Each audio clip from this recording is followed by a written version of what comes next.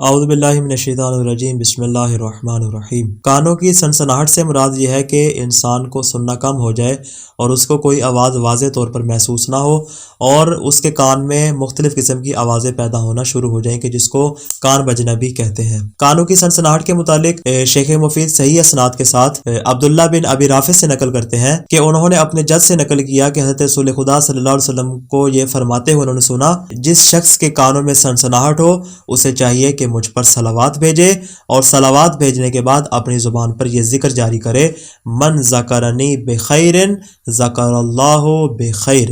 جو شخص اس ذکر کو اپنی زبان سے جاری کرے گا انشاءاللہ وہ اس بیماری سے محفوظ ہو جائے گا۔ دعائیں خالق دو عالم سے کہ وہ ہمیں ہر قسم کی بیماری سے محفوظ فرمائے۔ والسلام علیکم ورحمۃ اللہ وبرکاتہ۔